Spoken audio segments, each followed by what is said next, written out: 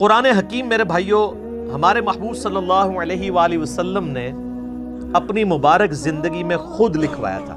اس کی ایک ایک آیت، اس کی صورتوں کی ترتیب اور کس جگہ پہ کون سی آیت مکمل ہوتی ہے، کون سی صورت پہلے ہے کون سی بعد میں ہے، سورۃ الفاتحہ سے لے کر سورۃ الناس تک ایک ایک ٹائنیز ڈیٹیل یہ ہمارے محبوب صلی اللہ علیہ وآلہ وسلم نے خود لکھوائی ہے ریٹن فارم میں. قرآن بھی کہتا ہے نا الذی علم بالقلم. قرآن حکیم کی جو پہلی 5 آیات سورۃ العلق کی نازل ہوئی ان میں اللہ تعالیٰ نے پین کے بارے میں کہا ہے کہ پین کے ذریعے، قلم کے ذریعے اللہ نے علم کو سکھایا ہے. نسل در نسل علم ٹرانسفر ہوا ہے پین کے ذریعے. اب اسی کی ماڈرن فارم آپ کے سافٹ ویئرز ہیں، پی ڈی ایفز ہیں، جو کچھ بھی ہیں الٹیمیٹلی پین ہی ہے نا. چاہے وہ ان پیج میں آپ ٹائپ کر لیں یا مائکروسافٹ آفس میں ٹائپ کر لیں، وہ پین ہی ہے ماڈرن فارم میں، سافٹ فارم میں. تو نبی علیہ السلام وہی لکھواتے تھے، پھر وہی لکھوانے کے بعد پھر آپ کراس چیک کرتے تھے. بخاری مسلم میں درجنوں احادیث اس پر گواہ ہیں. آپ علیہ السلام لکھوا کے پھر کہتے تھے پڑھو، وہ پڑھ کے سناتے تھے. پھر نبی علیہ السلام اس کو اگر کہیں پر غلطی ہوتی تھی ریکٹیفائی کرتے تھے لکھنے میں. اور پھر سورۃ القیامہ میں اللہ تعالیٰ نے باقاعدہ اس چیز کو ایڈریس کیا ہے کہ نبی صلی اللہ علیہ وآلہ وسلم کو اللہ تعالیٰ نے حکم دیا کہ جب قرآن نازل ہو آپ اپنی زبان کو تیزی سے حرکت نہ دیا کریں کہ اسے کریم کر لیں. ہمارے ذمے ہے آپ کو اس قرآن کو یاد کروانا اور اس کا بیان بھی.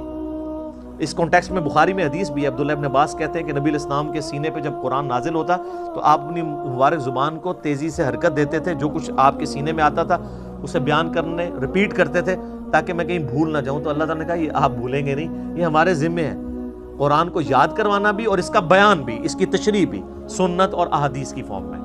یہ اللہ تعالیٰ نے اپنے ذمے لیا. آپ علیہ السلام لکھواتے تھے، پھر کاؤنٹر ویریفائی کرتے تھے، سنتے تھے. حتیٰ کہ بخاری میں آتا ہے کہ نبی علیہ السلام سے ہر سال حضرت جبرائیل علیہ السلام دورہ قرآن کیا کرتے تھے. جتنا قرآن نازل ہوا ہوتا تھا نا، آپ علیہ السلام حضرت جبرائیل کو سنایا کرتے تھے اسی ترتیب سے، کون سی آیت کس جگہ پہ رکھی ہوئی ہے، کس صورت میں. یہ اکٹھی تو نہیں نازل ہوئی، بعض مکی صورتیں ایسی ہیں ان میں مدنی آیات ہیں، وہ اللہ تعالیٰ نے وحی کے ذریعے بتایا کہ جو مصحف لوح محفوظ میں اس کی ترتیب یہ ہے، آپ نے اس طریقے سے امت کو لکھوانا ہے. تو آپ علیہ السلام لکھواتے تھے. بلکہ جبرائیل علیہ السلام سے پھر دورہ قرآن ہوتا تھا. اس دورہ قرآن میں جبرائیل علیہ السلام آپ علیہ السلام سے قرآن سنتے تھے. اور بخاری میں حدیث ہے کہ سیدہ فاطمہ نے آپ علیہ السلام کی وفات سے کچھ عرصہ پہلے آپ علیہ السلام سیدہ فاطمہ کو ملنے گئے یا آپ کو ملنے کے لیے آئیں، تو آپ صلی اللہ علیہ وآلہ وسلم نے ان کے کان میں ایک بات کہی تو وہ رو پڑی، اور ایک اور بات کی تو وہ ہنس پڑی.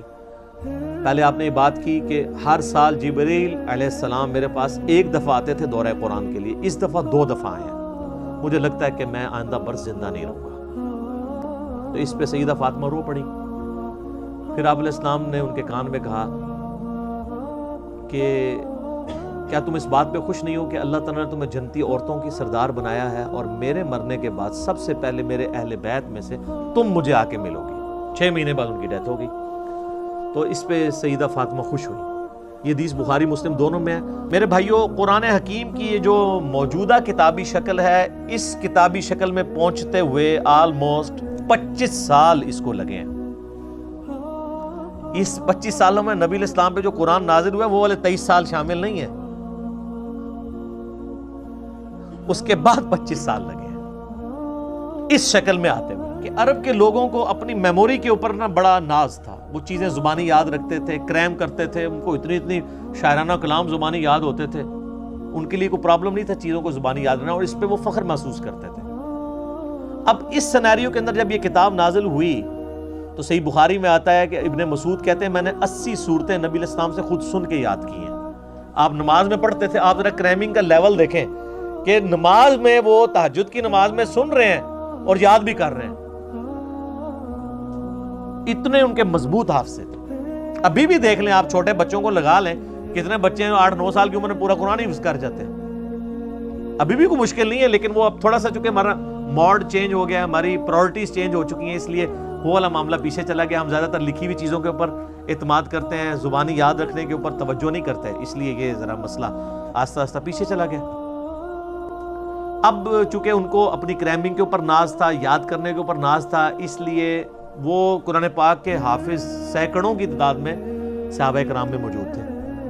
لیکن صحیح بخاری میں آتا ہے جب جنگ یمامہ ہوئی مسیلمہ کذاب کے خلاف، اس جنگ میں کئی حفاظ شہید ہوئے. تو پھر حضرت عمر نے آ کے مشورہ دیا کہ ہم یہ جو سکیٹرڈ فارم میں کہیں ہڈیوں پہ، کہیں چمڑے کی کھال کے اوپر، کہیں لکڑی کے اوپر لکھی ہوئی نبی الاسلام کی لکھوائی ہوئی وہی موجود ہے، اس کو ایک جگہ جمع کر کے کتابی شکل 2 گتوں کے درمیان لے آئے۔ تو حضرت ابوبکر چونکہ سنت کی پیروی کرنے والے تھے، پہلا جواب ان کا وہی تھا کہ میں وہ کام کیوں کروں جو نبی الاسلام نے خود نہیں کیا۔ پھر حضرت عمر ان کے ساتھ بحث کرتے رہے کہ اس کی ضرورت ہے، حتیٰ کہ حضرت ابوبکر کہتے ہیں اللہ نے میرا سینہ کھول دیا۔ پھر مشورہ طے پایا کہ زید ابن ثابت جو بڑے انٹیلیجنٹ بندے تھے اور سب سے زیادہ ڈومیننٹ وہی انہوں نے لکھی ہوئی تھی، ان کو بلایا گیا، ان کے ذمہ یہ کام لگایا گیا، وہ بھی ریلیکٹنٹ ہوئے۔ پھر ان کے ساتھ صحابہ نے بحث کی، وہ مان لیا انہوں نے، اور بخاری میں الفاظ ہیں، انہوں نے کہا کہ اگر مجھے حضرت ابوبکر یہ ڈیوٹی لگاتے نا، یہ پورا پہاڑ یہاں سے یہاں شفٹ کرنا ہے، تو وہ آسان کام تھا۔ قرآن پاک کی ذمہ داری میرے پہ لگانا ایک پوری امت کے اعتبار سے میرے پہ بڑی ذمہ داری تھی۔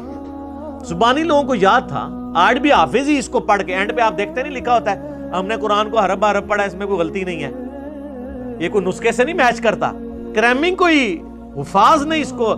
لیکن حضرت ابوبکر یہ چاہتے تھے جو نبی الاسلام نے اپنے نوٹس لکھوائے ہیں اس کے ساتھ کاؤنٹر ویریفائی کیا جائے، اور اس کے لیے طے پایا کہ ریٹن ریکارڈ موجود ہونا چاہیے، جو بھی آپ اس میں لکھیں گے اور کم از کم 2 بندے اس کو ریٹن میں جسٹیفائی کریں گے۔ تو یہ ریٹن ریکارڈ کو سامنے رکھا جاتا تھا، اور پھر میچ کر کے تو پھر ایک مصحف تیار کیا گیا۔ وہ مصحف پوری زندگی حضرت ابوبکر کے پاس رہا، حضرت ابوبکر کی وفات کے بعد حضرت عمر کے پاس رہا۔ حضرت عمر نے اپنی وفات کے بعد ام المومنین اور اپنی بیٹی سیدہ حفصہ کو دے دیا، اور یہ سیدہ حفصہ کے پاس وہ مصحف تھا جو حضرت ابوبکر نے لکھوایا۔ یہ بخاری کی حدیث یہاں پہ کنکلوڈ ہو جاتی ہے۔